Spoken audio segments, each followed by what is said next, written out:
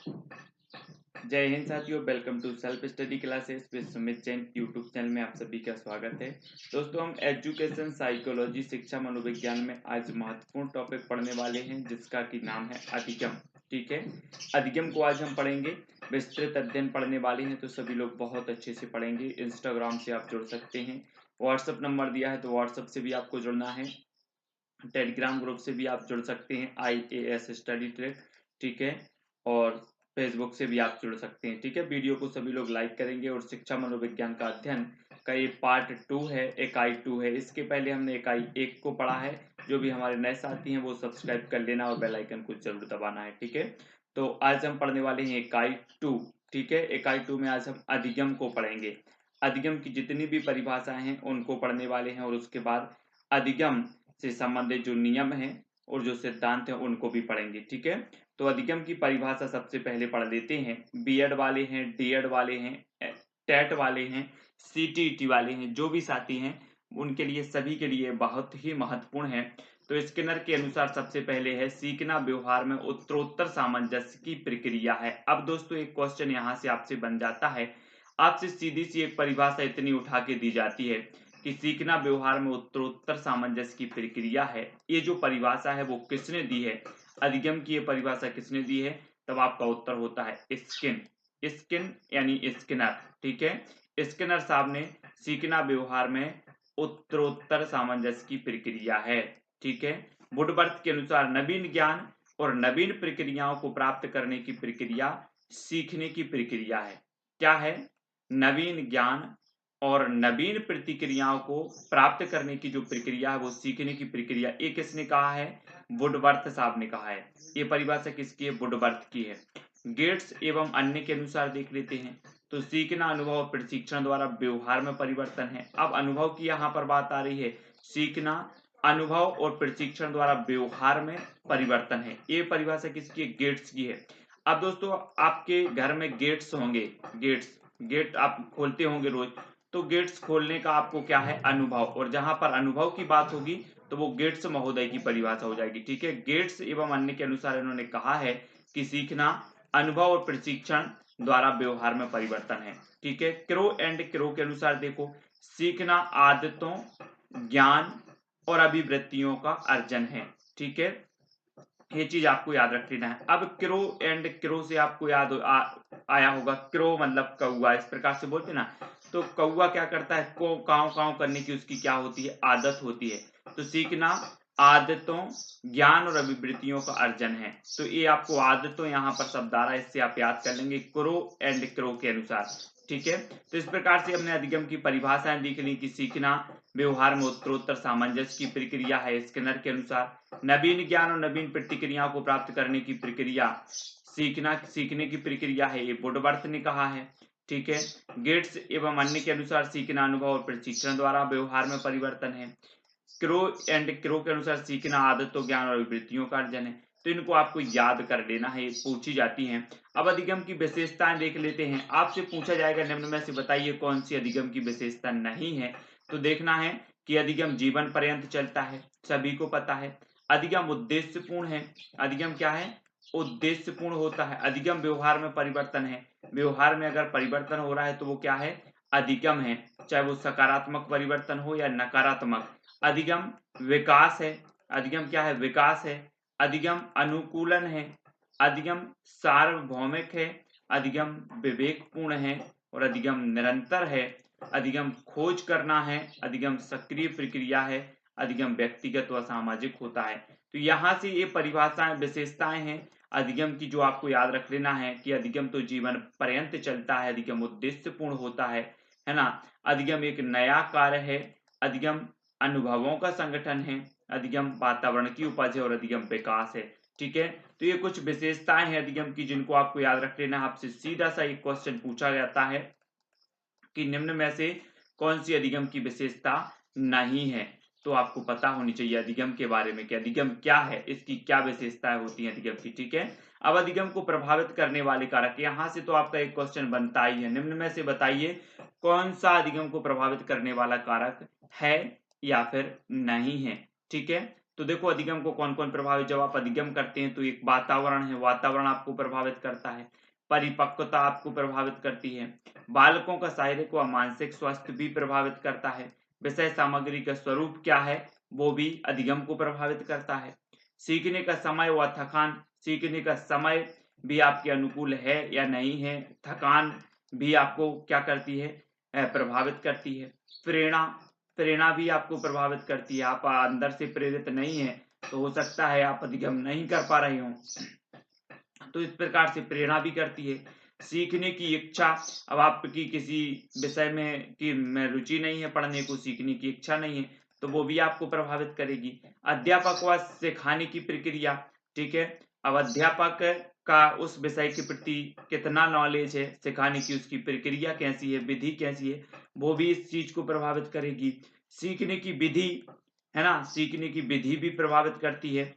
संपूर्ण परिस्थिति, ये सारी की सारी चीजें हैं जो अधिगम को प्रभावित करने वाले कारकों के अंतर्गत आते हैं, वातावरण, परिपक्वता, प्रेरणा, सीखने की इच्छा, सीखने की विधियां, ये सभी आती हैं। तो आपको पता होनी चाहिए, आपसे सीधा सा क्वेश्चन पूछा जाएगा कि निम्न में से बताइए अधिगम को प्रभावित करने वाला कारक नहीं है, तो आपको पता होनी चाहिए, ठीक है। अब अधिगम के सिद्धांत और कुछ नियम देखते हैं, ठीक है।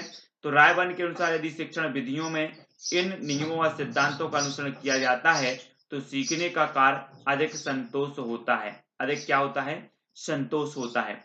अब देखना, थॉर्नडाइक ने सीखने के कुछ नियम दिए हैं, ये हमेशा पूछे जाते हैं, एक क्वेश्चन तो यहीं से बन जाता है कि थॉर्नडाइक ने सीखने के कितने नियम दिए हैं, तो इन्होंने कितने नियम दिए हैं, सीखने के 8 नियम दिए, जिसमें 3 प्रमुख नियम दिए और 5 गौण नियम दिए, किसने, थॉर्नडाइक ने। तो अगर प्रमुख नियम दिए जाए यहाँ पर कि थॉर्नडाइक ने सीखने के कितने प्रमुख नियम दिए, तब आपका उत्तर होगा 3, और थॉर्नडाइक ने सीखने के कितने नियम दिए तो 8, थॉर्नडाइक ने सीखने के कितने गौण नियम दिए तो 5। इस प्रकार से आपसे अलग अलग प्रकार से क्वेश्चन पूछे जाएंगे। देख लेते हैं इसके मुख्य नियम कौन कौन से हैं। तो सबसे पहले आता है तत्परता का नियम। जी हाँ दोस्तों, किसी कार्य को करने के लिए व्यक्ति तत्पर रहता है तो आसानी से कर पाएगा या तत्काल कर पाएगा, ठीक है। तो ये पहला जो नियम है वो क्या है, तत्परता का नियम है ना। घोड़े को पानी के तालाब तक ले जाया तो जा सकता है, लेकिन पानी पीने के लिए बाध्य नहीं किया जा सकता, क्योंकि घोड़ा पानी पीने के लिए तत्पर नहीं है। तो ये क्या हो जाएगा, आपका उदाहरण हो जाएगा तत्परता के नियम का, कि घोड़े को तालाब तक ले जाया तो जा सकता है, लेकिन अगर पीने के लिए आप बाध्य नहीं किया जा सकता, ठीक है। अभ्यास का नियम देखो, करत करत अभ्यास के जड़मति होए सुजान, ये आपने पढ़ा है ना, ये पंक्ति आपने पढ़ी है, बहुत पहले पढ़ी है। तो अभ्यास के नियम को दोस्तों 3 उपनियमों में बांटा गया। सबसे पहले उपयोग का नियम, दूसरा अनुपयोग का नियम, तीसरा प्रभाव, संतोष, असंतोष का नियम।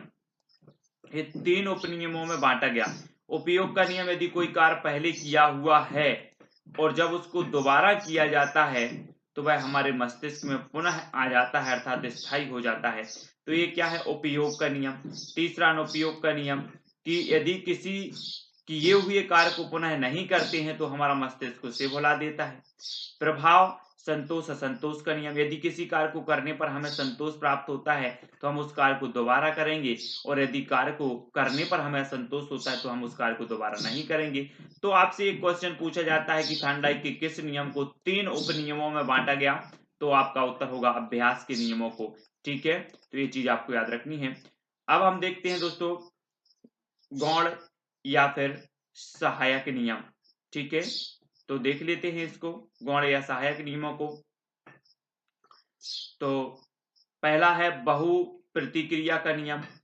कोई नया कार्य करने के लिए कई प्रकार की प्रतिक्रियाओं को अपनाया जाता है तथा उसमें से सही प्रतिक्रिया का पता लगाकर भविष्य में काम लेता है, ठीक है। इससे भविष्य में काम लेता है। बहु प्रतिक्रिया का मनोवृत्ति का नियम देख लेते हैं। मनोवृत्ति का नियम, किसी कार्य को जिस मनोवृत्ति से मन या मेहनत से करेंगे वैसी ही सफलता मिलेगी, ये मनोवृत्ति का नियम हो गया। आंशिक क्रिया का नियम, किसी कार्य को छोटे छोटे भागों में बांटकर किया जाता है तो कार्य में सफलता अधिक मिलती है। आत्मीकरण का नियम, सादृश्यीकरण जिसे कहें, तो कोई नया कार्य करने पर किसी पुराने किए गए कार्य का ज्ञान नए ज्ञान में मिला देना, ये आत्मीकरण का नियम है। संबंधित परिवर्तन का नियम, क्रिया का रूप तो वही रखा जाता है, लेकिन परिस्थितियों में परिवर्तन कर दिया जाता है, जैसे पावलाव का कुत्ता। ये जो है उदाहरण हो जाएगा आपका। तो इस प्रकार से ये जो 8 नियम हैं, ये 8 नियम दिए हैं किसने? थॉर्नडाइक साहब ने। तो सीखने के ये 8 नियम दिए हैं, तो इन चीजों को आपको याद रखना है, ठीक है। अब दोस्तों हमें कुछ थॉर्नडाइक के सीखने के सिद्धांत हैं, इनको पढ़ लेते हैं, है ना। तो थॉर्नडाइक के सीखने के जो सिद्धांतों में बात करें तो 1913 में इन्होंने ये सिद्धांत दिया, थॉर्नडाइक साहब ने यूएसए में दिया। और इनकी एक बुक थी एजुकेशन साइकोलॉजी या शिक्षा मनोविज्ञान, इसमें दिया। और इन्होंने जो प्रयोग किया वो काय पर किया? बिल्ली पर किया, भूखी बिल्ली पर। किसने? थॉर्नडाइक ने। सीखने के सिद्धांत में उद्दीपक जो था वो मांस का टुकड़ा या फिर मछली का टुकड़ा, ठीक है, ये उद्दीपक माना गया इस सिद्धांत में। अब सिद्धांत के कुछ उपनाम हैं। अगर आपसे पूछा जाए कि थॉर्नडाइक ने जो सीखने के सिद्धांत दिए वो कब दिया, तो 1913 में, ठीक है।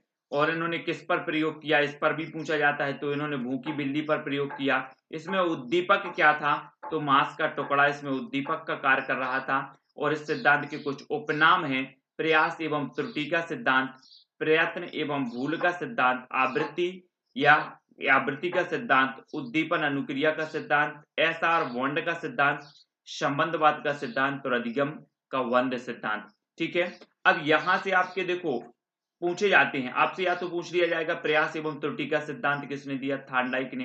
प्रयत्न एवं भूल का सिद्धांत किसने दिया? थॉर्नडाइक ने। आवृत्ति का सिद्धांत किसने दिया? थॉर्नडाइक ने। ये इसी के उपनाम है। उद्दीपक अनुक्रिया का सिद्धांत किसने दिया? थॉर्नडाइक ने।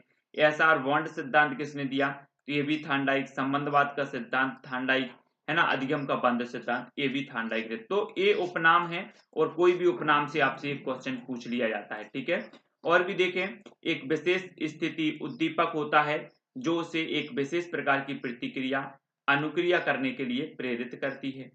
इस प्रकार एक विशिष्ट उद्दीपक का एक विशिष्ट प्रतिक्रिया से संबंध स्थापित हो जाता है, जिसे उद्दीपक प्रक्रिया द्वारा व्यक्त किया जाता है। बिल्ली के समान ही बालक का चलना, चम्मच से खाना खाना, जूते पहनना, वयस्क लोग भी ड्राइविंग, टाई की गांठ, कोई खेल इसी सिद्धांत के अनुसार सीखते हैं। तो इस प्रकार से कुछ महत्वपूर्ण चीजें हैं। और थॉर्नडाइक के सीखने के सिद्धांत का शैक्षिक महत्व भी देख लेते हैं। बड़े व मंदबुद्धि बालकों के लिए उपयोगी है। धैर्य व परिश्रम के गुणों का विकास करता है। सफलता के लिए प्रत्याशा, कार्य की धारणा, स्पष्ट शिक्षा के प्रति रुचि और गणित, विज्ञान, समाजशास्त्र आदि विषयों के लिए उपयोगी माना जाता है। अनुभवों से लाभ उठाने की क्षमता का विकास भी इससे होता है। तो इसके कुछ थॉर्नडाइक के सीखने के सिद्धांत के कुछ शैक्षिक महत्व भी है, ठीक है। और इसके कुछ उपनाम भी हमने देखा। और थॉर्नडाइक महोदय ने सिद्धांत कब दिया, है ना, किस पर इसने प्रयोग किया, इसमें उद्दीपक क्या था, ये सारी की सारी चीजें यहाँ पर हमने जानी है। नेक्स्ट वीडियो में हम कुछ सिद्धांत पढ़ेंगे, जिनमें हम पुनर्बलन का सिद्धांत पढ़ेंगे। इसका अगला जो पार्ट 2 होगा, ठीक है, पुनर्बलन का सिद्धांत पढ़ लेंगे।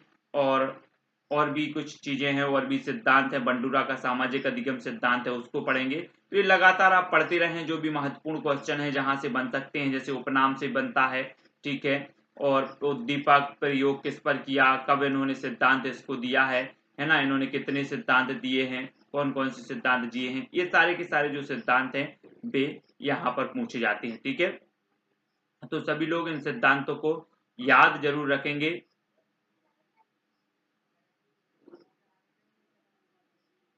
है ना। तो सभी लोगों को वीडियो को लाइक जरूर करना है, वीडियो को शेयर कर देना है। और जो भी कोई डाउट हो तो वो कमेंट में आप बता सकते हैं। और व्हाट्सएप से भी आप जुड़ सकते हैं। व्हाट्सएप से जुड़ने के लिए आपको नंबर भी दिया है, और टेलीग्राम ग्रुप से आपको अवश्य जुड़ना है, ठीक है। तो वीडियो कैसा लगा कमेंट के माध्यम से बताएं। वीडियो को लाइक और शेयर अवश्य करते रहें दोस्तों। आज की वीडियो के लिए बस